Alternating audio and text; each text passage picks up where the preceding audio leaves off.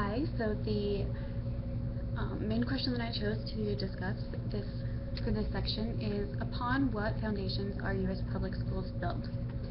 The first question, underlying question that I asked was, does the U.S. public school system value moral education?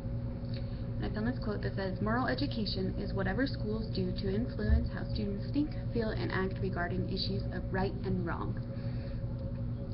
So if a school is doing anything to teach the students right and wrong and to choose for themselves what is right and wrong, then that shows the value of moral education for the schools.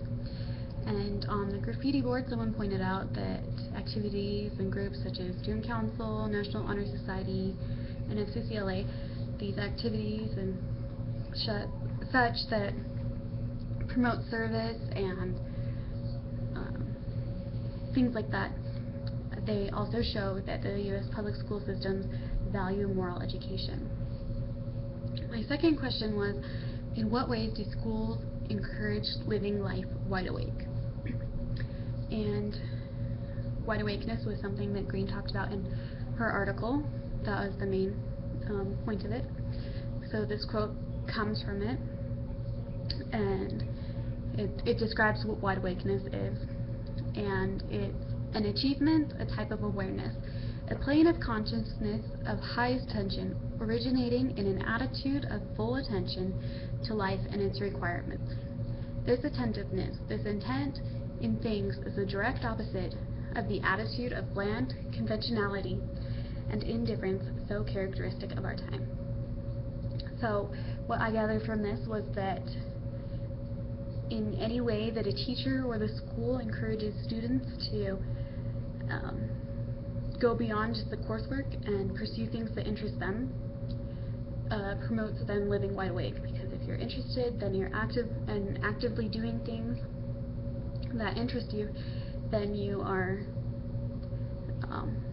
promoting or living life wide awake. And different ways teachers can promote this is, for example, English teacher, if they know their student loves to write poems, they can encourage them to enter into a poetry contest, and just different things like that can help encourage living life wide awake.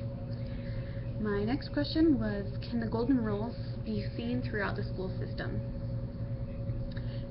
Also on the graffiti board, someone pointed out the platinum rule, which is do unto others as they need, which seems to apply better to us as teachers rather than the golden rule. Because, for example, we may want someone to give us something easy to do, but that might not be what's best for us or what we need most. So if we give our students what they need, then that's the platinum rule. I also read up on this study that someone did regarding the golden rule in the school system and whether it was just like religious and should be left out of the school system. And they came to this conclusion: the best thing teachers, administrators, and communities at large can do to teach character education is to model respectful and ethical behavior. Care for others and for yourself. Respect others and yourself. Have empathy for others. Listen carefully. Learn from mistakes. Have confidence and self-esteem. Treat others how you want to be treated. The golden rule is not antiquated. The golden rule is relevant and needed more than ever now.